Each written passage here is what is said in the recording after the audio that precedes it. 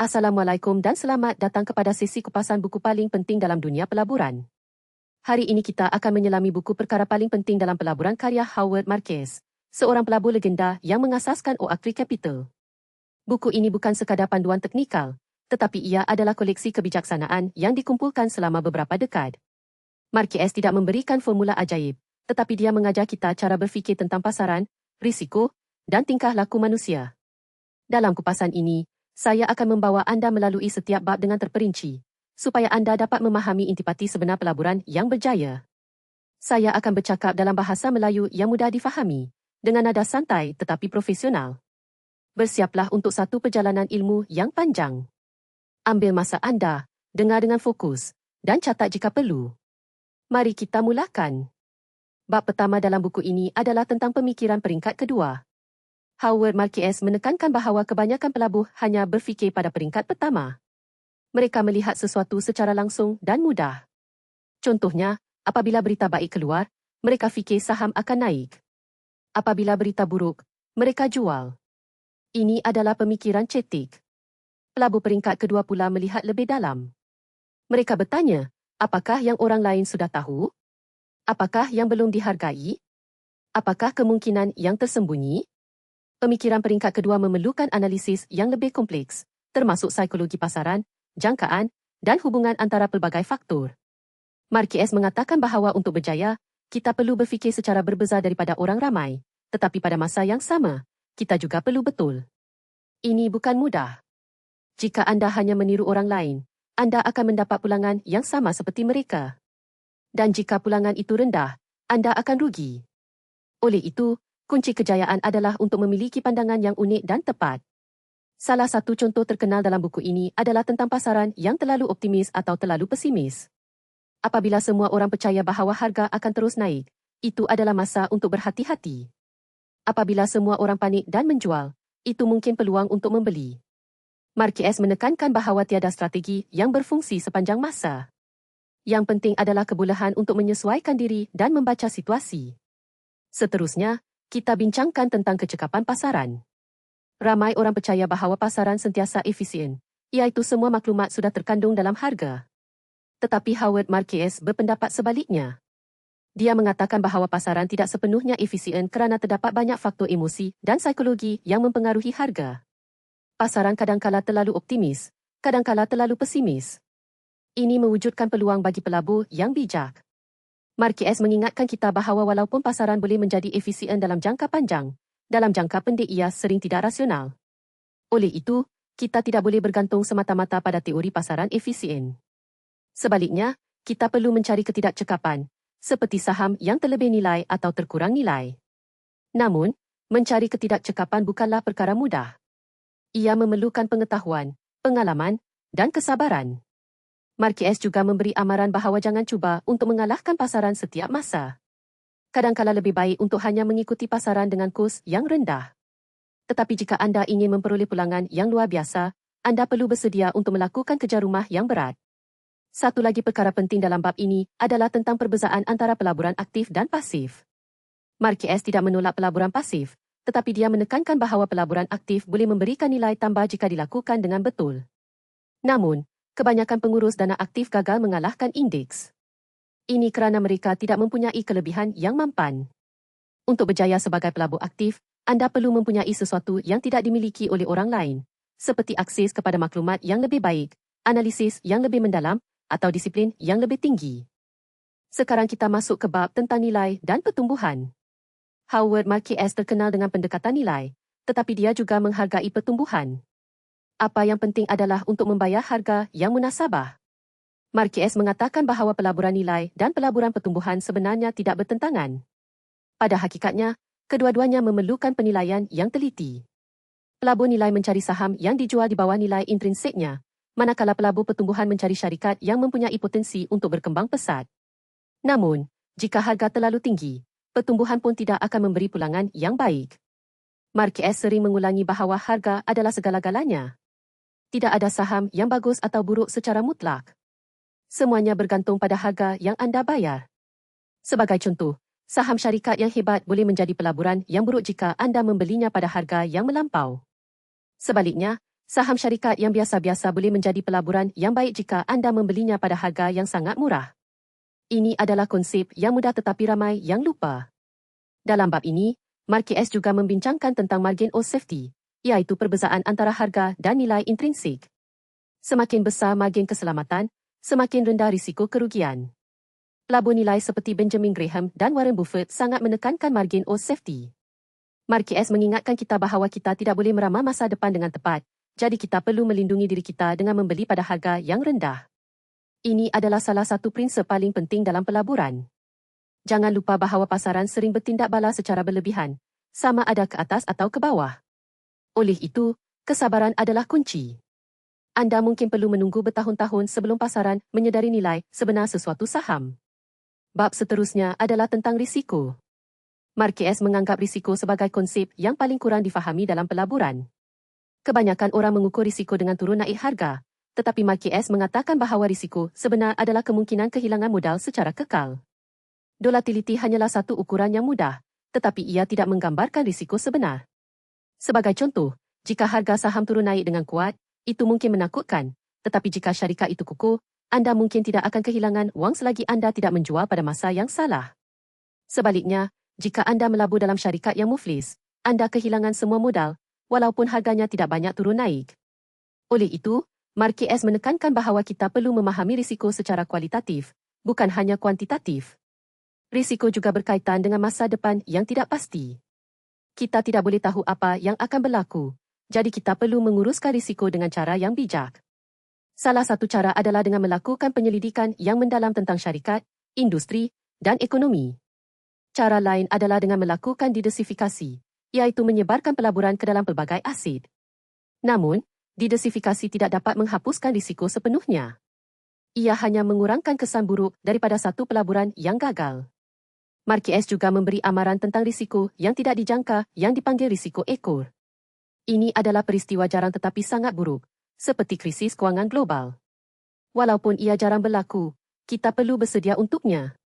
Salah satu cara adalah dengan sentiasa mengekalkan simpanan tunai yang mencukupi. Jangan melabur semua wang anda dalam aset berisiko. Ingatlah bahawa pelaburan yang baik bukanlah yang memberikan pulangan tertinggi, tetapi yang memberikan pulangan yang baik dengan risiko yang terkawal. Sekarang kita bincangkan tentang kitaran. Howard Markets sangat percaya bahawa pasaran bergerak dalam kitaran. Ada kitaran ekonomi, kitaran kredit, kitaran psikologi, dan banyak lagi. Kitaran ini tidak dapat dielakkan. Yang penting adalah untuk mengenali di mana kita berada dalam kitaran tersebut. Apabila ekonomi sedang berkembang pesat dan keyakinan tinggi, itu adalah masa untuk berhati-hati kerana puncak mungkin sudah hampir. Apabila ekonomi melisit dan panik merebak, itu mungkin masa untuk membeli. Markets mengatakan bahawa kita tidak perlu meramal masa yang tepat, tetapi kita perlu mempunyai perasaan tentang arah aliran. Sebagai contoh, jika semua orang bercakap tentang bagaimana mudahnya untuk membuat wang dalam pasaran, itu adalah tanda bahawa pasaran terlalu panas. Sebaliknya, jika tiada siapa yang mahu melabur kerana takut rugi, itu adalah tanda bahawa pasaran mungkin berada di bawah. Kitaran juga berlaku dalam kredit. Apabila bank terlalu mudah memberikan pinjaman, itu adalah tanda bahawa kredit sedang mengembang dan mungkin akan membawa kepada masalah. Apabila bank menjadi sangat ketat, itu adalah tanda bahawa kredit sedang mengecut dan mungkin akan membawa kepada kemelisetan. Markets menasihati kita untuk menjadi kontrarian, iaitu melakukan yang bertentangan dengan orang ramai pada masa yang sesuai. Tetapi menjadi kontrarian bukanlah mudah kerana tekanan sosial. Apabila semua orang menjual, anda mungkin berasa takut untuk membeli. Apabila semua orang membeli, anda mungkin berasa tamak untuk turut serta. Oleh itu, disiplin dan kesabaran adalah sangat penting. Jangan biarkan emosi menguasai keputusan anda. Ingatlah bahawa pasaran akan sentiasa berulang. Apa yang pernah berlaku akan berlaku lagi, walaupun dalam bentuk yang berbeza. Bab tentang psikologi pelabur adalah salah satu yang paling menarik. Howard Markets mengatakan bahawa pelabur sering menjadi mangsa emosi mereka sendiri. Ketamakan, ketakutan, keyakinan berlebihan, dan iri hati adalah antara emosi yang boleh merosakkan prestasi pelaburan. Sebagai contoh, apabila pasaran meningkat, ramai pelabur menjadi terlalu yakin dan membeli pada harga yang tinggi. Mereka fikir trend akan berterusan selama-lamanya. Apabila pasaran jatuh, mereka panik dan menjual pada harga yang rendah. Ini adalah corak klasik beli tinggi, jual rendah. Untuk mengelakkannya, kita perlu mengawal emosi kita. Salah satu cara adalah dengan mempunyai pelan pelaburan yang jelas dan berpegang padanya, tanpa mengira keadaan pasaran. Cara lain adalah dengan mengamalkan pemikiran jangka panjang. Jika anda melabur untuk tempoh 20 tahun, turun naik jangka pendek tidak begitu penting. Marquez juga membincangkan tentang fenomena seperti kecondongan pengesahan, di mana kita hanya mencari maklumat yang mengesahkan kepercayaan kita dan mengabaikan maklumat yang bertentangan. Ini boleh menyebabkan kita membuat keputusan yang salah. Oleh itu, kita perlu sentiasa bersikap kritis terhadap diri sendiri. Tanya soalan, adakah saya terlalu optimis? Adakah saya terlalu pesimis? Apakah yang saya mungkin terlepas pandang? Psikologi juga berkaitan dengan tingkah laku orang ramai. Pasaran sering dipengaruhi oleh histeria dan panik. Sejarah menunjukkan bahawa gelembung dan kejatuhan sering berlaku kerana psikologi kolektif, bukan hanya faktor asas. Oleh itu, menjadi pelabur yang berjaya memerlukan kebolehan untuk berfikir secara bebas dan tidak terpengaruh oleh majoriti. Namun, ini tidak bermakna anda harus sentiasa menentang arus. Kadangkala majoriti betul. Yang penting adalah untuk mempunyai alasan yang kukuh untuk setiap keputusan. Seterusnya, kita bincangkan tentang cara mengalahkan pasaran. Howard Marquez mengatakan bahawa untuk mengalahkan pasaran, anda perlu mempunyai kelebihan yang mampan. Kelebihan ini boleh datang dari pelbagai sumber. Pertama, maklumat. Jika anda mempunyai akses kepada maklumat yang tidak diketahui oleh orang lain, anda boleh membuat keputusan yang lebih baik. Namun, maklumat yang sah dan istimewa sukar diperoleh secara sah. Kedua, analisis.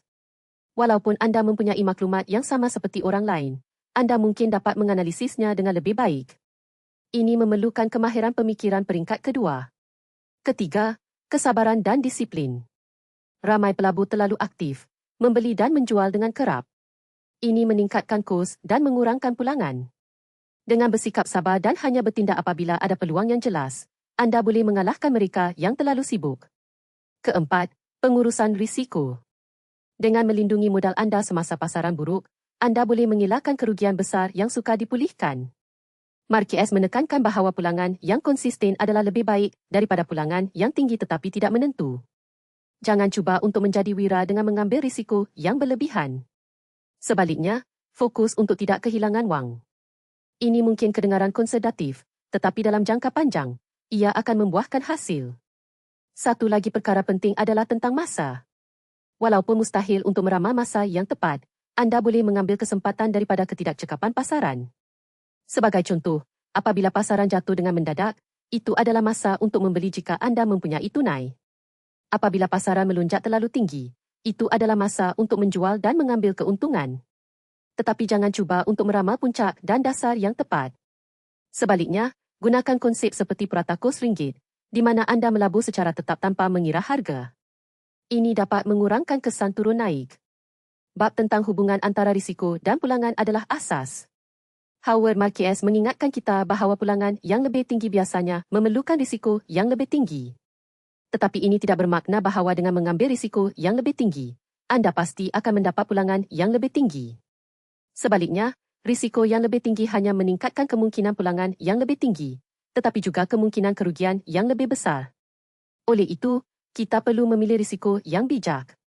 Jangan tergoda dengan pelaburan yang menjanjikan pulangan yang luar biasa tanpa memahami risikonya. Selalu tanya soalan, apakah yang boleh menjadi salah? Bagaimana jika keadaan tidak berjalan seperti yang dirancang? Marquez juga menekankan bahawa pasaran sering tidak konsisten dalam menilai risiko. Kadangkala risiko dinilai terlalu tinggi, menyebabkan aset dijual pada harga yang sangat murah. Kadangkala risiko dinilai terlalu rendah, menyebabkan aset dijual pada harga yang terlalu mahal. Pelabur yang bijak akan membeli apabila risiko dinilai terlalu tinggi, iaitu apabila harga rendah, dan menjual apabila risiko dinilai terlalu rendah, iaitu apabila harga tinggi. Ini adalah intipati pelaburan kontrarian. Namun, ia memerlukan keberanian untuk bertindak bertentangan dengan orang ramai. Satu lagi konsep penting dalam bab ini adalah tentang pulangan mutlak diis relatif. Banyak pengurus dana diukur berdasarkan prestasi mereka berbanding indeks. Ini menyebabkan mereka enggan menyimpang terlalu jauh dari indeks, walaupun itu bermakna mereka terpaksa membeli saham yang terlalu mahal. Marquez mengatakan bahawa pelabur yang benar-benar mahir akan menumpukan pada pulangan mutlak, iaitu sama ada mereka membuat wang atau tidak, bukan hanya sama ada mereka mengalahkan indeks. Jika pasaran jatuh 20% dan anda hanya jatuh 10%, itu adalah kejayaan relatif, tetapi anda masih kehilangan wang. Pendekatan mutlak lebih sesuai untuk pelabur yang mementingkan pemeliharaan modal. Sekarang, kita bincangkan tentang kesabaran dan disiplin. Ini adalah tema yang berulang kali ditekankan oleh Howard Marcus. Pelaburan bukanlah satu perlumbaan. Ia adalah maraton. Anda perlu bersabar untuk menunggu peluang yang betul. Jangan rasa terpaksa untuk melabur hanya kerana anda mempunyai wang tunai. Kadangkala lebih baik untuk tidak melakukan apa-apa. Marquez membandingkan pelaburan dengan bisbol. Dalam bisbol, anda boleh dipaksa untuk memukul bola. Dalam pelaburan, anda boleh menunggu untuk bola yang sempurna. Ini adalah satu kelebihan besar yang dimiliki oleh pelabur individu. Anda tidak perlu bertindak jika tidak ada peluang yang baik. Anda hanya perlu mengambil tindakan apabila kelebihan anda jelas. Disiplin juga penting dalam menguruskan portfolio. Contohnya, jika anda telah membuat keputusan untuk melabur dalam saham tertentu, jangan menjual hanya kerana harga turun sedikit. Anda perlu mempunyai keyakinan berdasarkan analisis anda. Sebaliknya, jika analisis anda menunjukkan bahawa alasan untuk melabur tidak lagi wujud, anda perlu menjual walaupun pada harga rugi.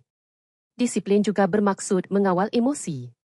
Apabila pasaran menjadi sangat optimis, jangan terbawa-bawa. Apabila pasaran menjadi sangat pesimis, jangan panik.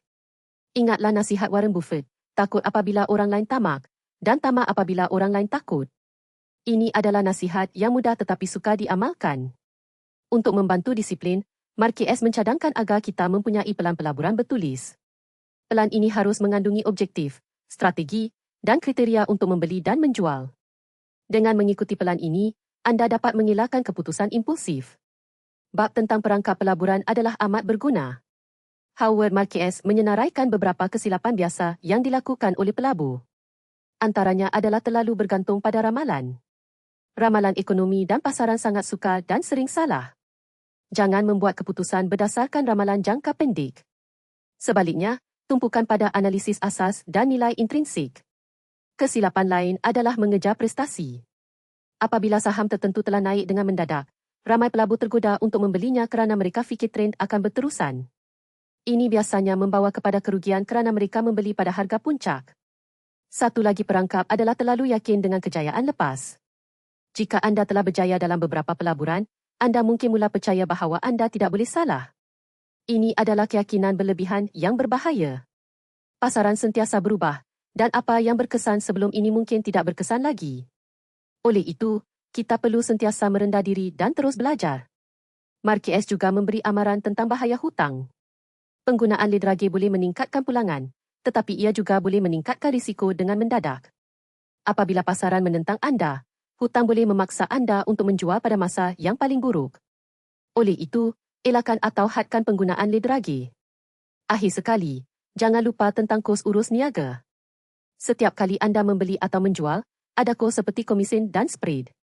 Kos ini boleh memakan pulangan anda dalam jangka panjang. Oleh itu, kurangkan urus niaga yang tidak perlu. Sekarang, kita bincangkan tentang falsafah pelaburan peribadi.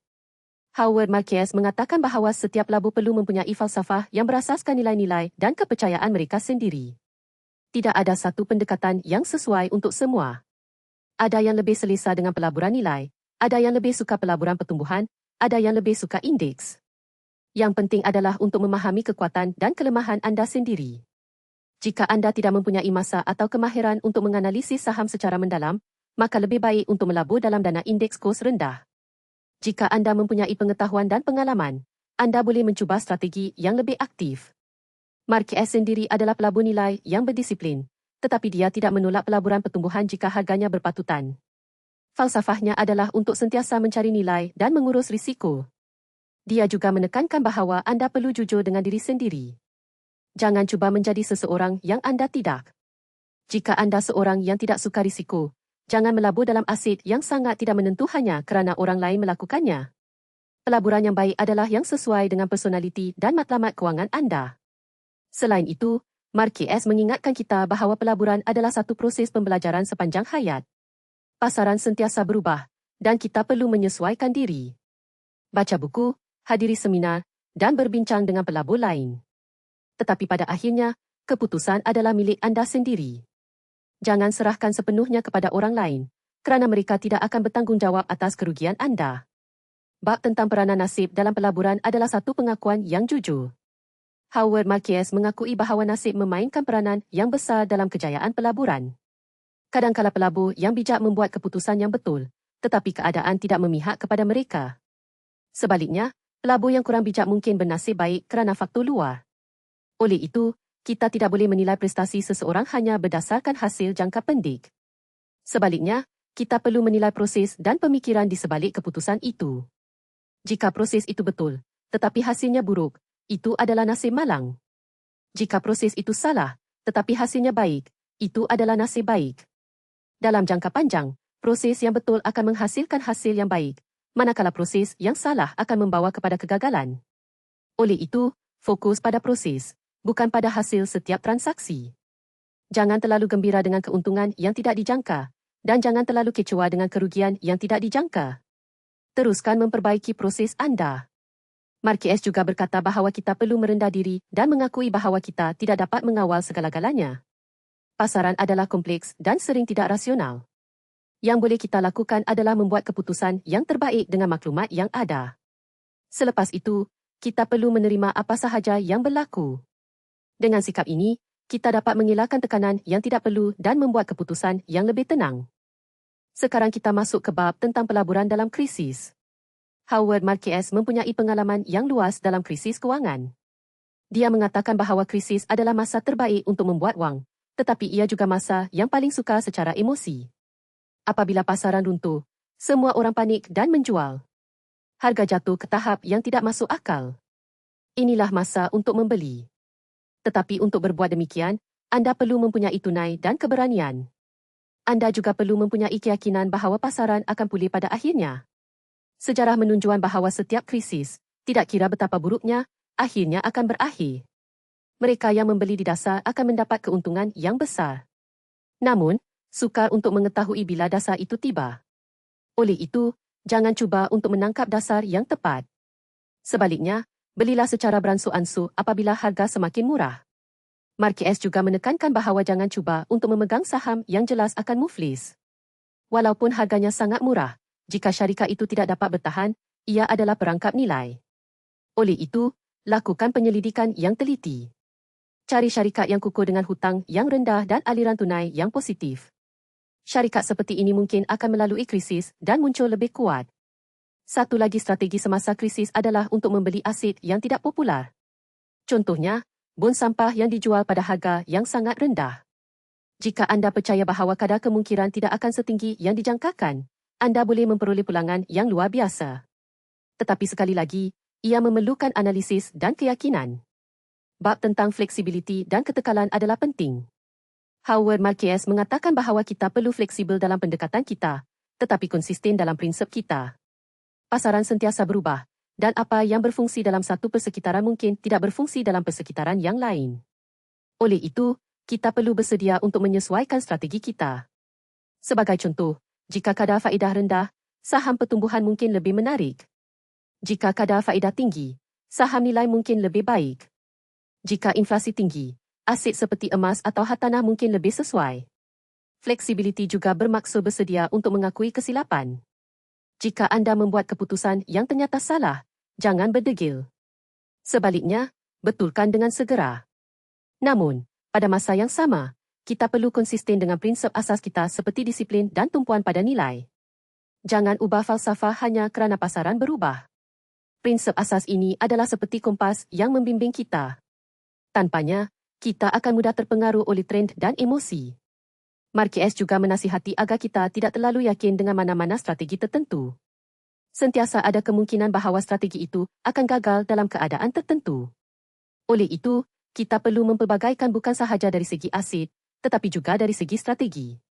Sebagai contoh, anda boleh menggabungkan pelaburan nilai, pelaburan pertumbuhan, dan pelaburan indeks dalam portfolio anda. Ini akan mengurangkan risiko bahawa satu strategi gagal secara tiba-tiba. Sekarang, kita bincangkan tentang cara membuat keputusan dalam keadaan tidak pasti. Howard Marques menekankan bahawa kita tidak boleh tahu masa depan. Oleh itu, kita perlu membuat keputusan berdasarkan kebarangkalian. Anggarkan kemungkinan pelbagai hasil, dan kemudian pilih tindakan yang memberikan nilai jangkaan yang terbaik. Ini memerlukan kita untuk berfikir secara statistik. Jangan terlalu yakin dengan satu hasil sahaja. Sebagai contoh, jika anda melabur dalam saham, anda perlu mempertimbangkan kemungkinan ia naik, turun, atau kekal sama. Berdasarkan analisis anda boleh menganggarkan kebarangkalian dan potensi keuntungan atau kerugian.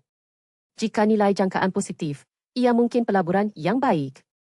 Walaupun begitu, ingatlah bahawa kebarangkalian hanyalah anggaran. Ia boleh salah. Oleh itu, kita perlu sentiasa menguruskan risiko. Marquez juga mengingatkan kita tentang kesilapan biasa seperti terlalu memfokuskan pada cerita yang menarik daripada data.